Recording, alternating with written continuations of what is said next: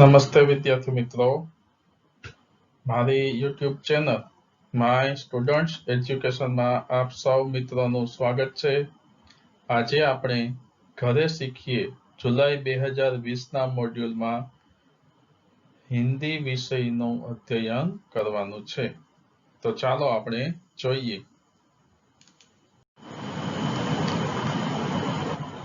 Page number 10 पर हम हैं। कुत्ते की वफादारी। आपके पुस्तक में दी गई कहानी पढ़िए और समझिए। दोस्तों, सबसे पहले तो आपको आपके पाठ्य पुस्तक में कुत्ते की वफादारी नामक इकाई है, उसका अच्छी तरह से अध्ययन करना है, उसको पढ़ना है। इसके बाद हम प्रवृत्ति 1 देखेंगे। प्रवृत्ति 1 है, नीचे दिए गए चित्रों को देखें। ये चित्र कहानी की नींव रखते हैं। आपको इन चित्रों को देखकर एक नई कहानी बनानी है। कुछ बातें ऐसी भी होगी जो आप अपने आप सोचकर लिखेंगे। यानी कि इन चित्रों को देखिए और एक अच्छी सी कहानी बनाइए। अपने तरीके से उसमें आप कुछ और बातें भी लिख सकते हैं। मैंने जो कहानी बनाई है यह मैं यहाँ आपके सामने रख रहा हूँ। आप अपने तरीके से कोई भी कहानी बना सकते हैं। एक छोटा और सुंदर गांव था। उस गांव में एक गरीब किसान रहता था। एक बार वह दूध का कटोरा लेकर कहीं जा रहा था। रास्ते में उसने एक सांप को देखा।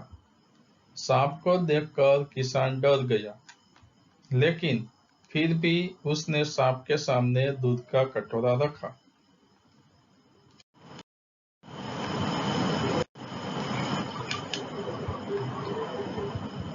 सांप दूध पीकर चला गया। दूसरे दिन फिर किसान ने सांप को दूध पिलाया। इस तरह सांप और किसान दोस्त हो गए। एक दिन सांप अपने बिल में से बाहर आया तो कुछ शरारती लोगों ने उसे मार डाला। जब किसान उसे दूध देने आया तो उसने सांप को मरा हुआ देखा। यह देखकर किसान को बहुत दुख हुआ।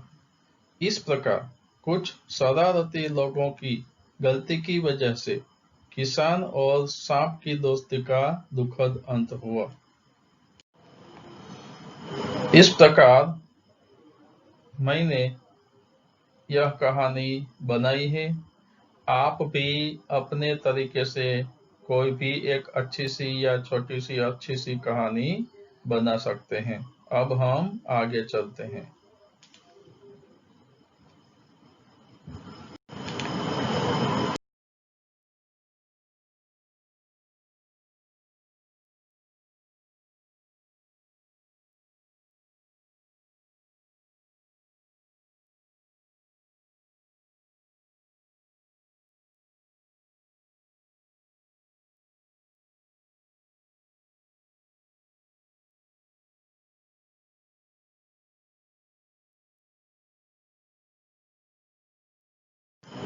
स्वयं प्रयत्न कीजिए। पाठ 3 में आए कुछ मुहावरे नीचे दिए गए हैं। इनका अर्थ लिखें और वाक्य में प्रयोग करें।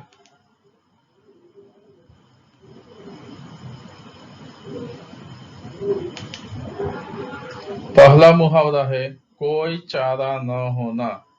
इस मुहावरे का अर्थ होगा कोई उपाय न होना, कोई रास्ता न, कोई उपाय न होना, कोई रास्ता न होना।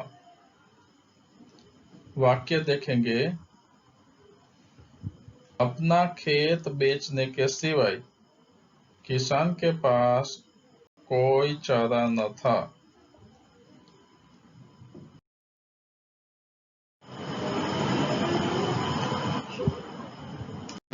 दूसरा मुहावरा है ताव देखा न ताव।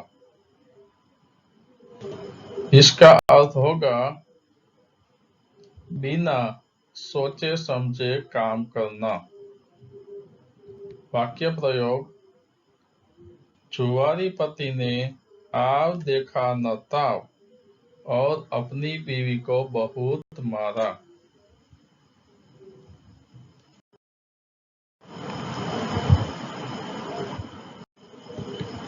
तीसरा मुहावरा है मार खा जाना। इसका अर्थ है नुकसान होना। वाक्य प्रयोग देखते हैं। मित्र की बेईमानी की वजह से सेठ व्यापार में बड़ी मार खा गए।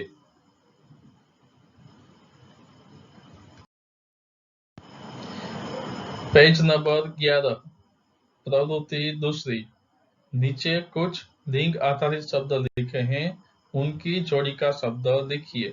सबसे पहले अभिनेता पुल्लिंग शब्द है, उसकी जोड़ी का शब्द बनेगा अभिनेत्री। दूसरा शब्द देखिए राजा शब्द है, राजा शब्द का लिंग परिवर्तन करेंगे तो बनेगा रानी। तीसरा शब्द है शिक्षक, शिक्षक का लिंग परिवर्तन करेंगे तो शिक्षिका शब्द बनेगा, शिक्षिका शब्द बनेगा। गाय स्त्रीलिंग शब्द है, उसका लिंग परिवर्तन बैल होगा। देवता पुल्लिंग शब्द है, उसका लिंग परिवर्तन देवी होगा। अब आगे चलते हैं। कुत्ता शब्द, उसका लिंग परिवर्तन कुतिया। मोर शब्द का लिंग परिवर्तन मोरनी होगा। नाग का लिंग परिवर्तन नागिन होगा। शेर का लिंग परिवर्तन शेरनी होगा। और घोड़ा शब्द का लिंग परिवर्तन घोड़ी होगा। दोस्तों, अब हम यहाँ संज्ञा के बारे में जानेंगे। आपके मॉड्यूल में अब हम पेज नंबर 11वें पर पहुंचे हैं। यहाँ व्यक्तिवाचक संज्ञा किसे कहते हैं यह आपको बताया गया है। किसी भी खास व्यक्ति, प्राणी या स्थान को सूचित करने वाली संज्ञा को व्यक्तिवाचक संज्ञा कहते हैं। दूसरी संज्ञा है जातिवाचक संज्ञा। जातिवाचक संज्ञा किसे कहते हैं?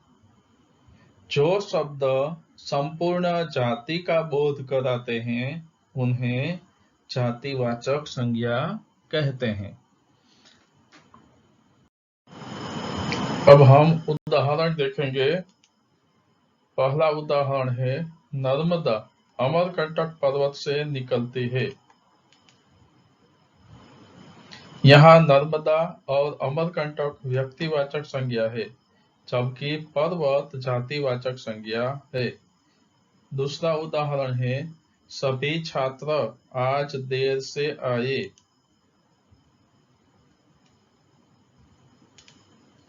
सभी छात्र आज देर से आए।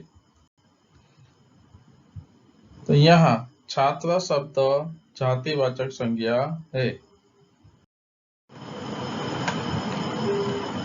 नीचे दिए गए शब्दों को व्यक्तिवाचक संज्ञा और जातिवाचक संज्ञा में अलग कीजिए और इसके अलावा हर एक के 5-5 उदाहरण दीजिए। भारत, हिमालय, नदी, गाय, सैनिक, पर्वत, पेड़, कुत्ता। इन शब्दों को आपको व्यक्तिवाचक संज्ञा में और जातिवाचक संज्ञा में वर्गीकृत करना है। देखते हैं, सबसे पहले आता है भारत शब्द है व्यक्तिवाचक संज्ञा। दूसरा हिमालय व्यक्तिवाचक संज्ञा है। अब हम जातिवाचक संज्ञा देखते हैं। नदी, गाय, सैनिक, पर्वत, पेड़, कुत्ता, तो यह जातिवाचक संज्ञा के नाम थे। अब हम 5 उदाहरण व्यक्तिवाचक संज्ञा के लिखेंगे, जिसमें पहला है गुजरात, जो एक राज्य का नाम है। गिरनार, नर्मदा, लाखोटा तालाब, रणजीत सागर डैम, वीर सावरकर, महाराणा प्रताप। तो यह सब व्यक्तिवाचक संज्ञा के उदाहरण हैं। आप भी अपने तरीके से कोई भी नाम इसमें लिख सकते हैं। अब हम जातिवाचक संज्ञा के कुछ और उदाहरण देखेंगे। जंगल, किसान, छात्र, शिक्षक, आदमी, औरत। अब हम घरे सीखिए मॉड्यूल में पेज नंबर 12वें पर हैं, कथनी और करनी। आपके पुस्तक में दिए गए पाठ को पढ़िए और समझने का प्रयत्न कीजिए। सबसे पहले आपको अपने पुस्तक में दिया हुआ पाठ अच्छी तरह से समझना है। अब हम प्रवृत्ति पहली देखेंगे। निम्नलिखित गद्यांश को पढ़िए और प्रश्नों के उत्तर दीजिए। महानगरों में भीड़ होती है, समाज या लोग नहीं बसते। भीड़ उसे कहते हैं जहां लोगों का जमघट होता है। लोग तो होते हैं, उनकी छाती में हृदय नहीं होता। सिर होते हैं, लेकिन उनमें बुद्धि या विचार नहीं होता। हाथ होते हैं, लेकिन उन हाथों में पत्थर होते हैं विनाश के लिए। यह हाथ निर्माण के लिए नहीं होते। यह भीड़ एक अंधी गली से दूसरी अंधी गली की ओर जाती है, क्योंकि भीड़ में होने वाले लोगों का आपस में कोई रिश्ता नहीं होता।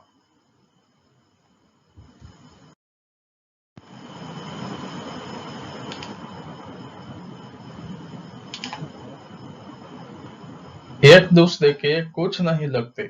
सारे अनजान लोग इकट्ठा होकर विनाश करने में एक दूसरे का साथ देते हैं, क्योंकि जिन इमारतों, बसों या रेलों में यह तोड़फोड़ के काम करते हैं, वह उनकी नहीं होती और ना ही उनमें सफर करने वाले उनके अपने होते हैं। महानगरों में लोग एक ही बिल्डिंग में पड़ोसी के तौर पर रहते हैं, लेकिन यह पड़ोस संबंध रहित होता है। पुराने जमाने में दही जमाने के लिए लोग जामन मानने के लिए पड़ोस में जाते थे। फ्लैट में फ्रिज है, इसलिए जामन मांगने की जरूरत नहीं रही। सारा पड़ोस, सारे संबंध इस फ्रिज में फ्रीज हो गए हैं।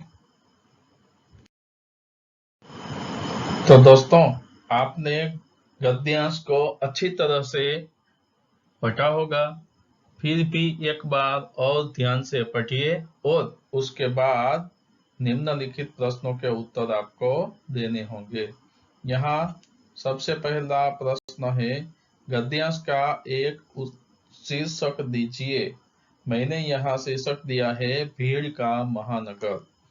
आप कोई भी शीर्षक सोच विचार कर यहाँ पे लिख सकते हैं। दूसरा प्रश्न देखते हैं।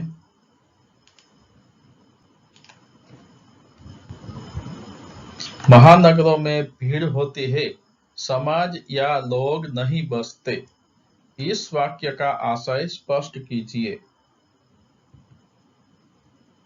उत्तर है, महानगरों में भीड़ होती है, समाज या लोग नहीं बसते।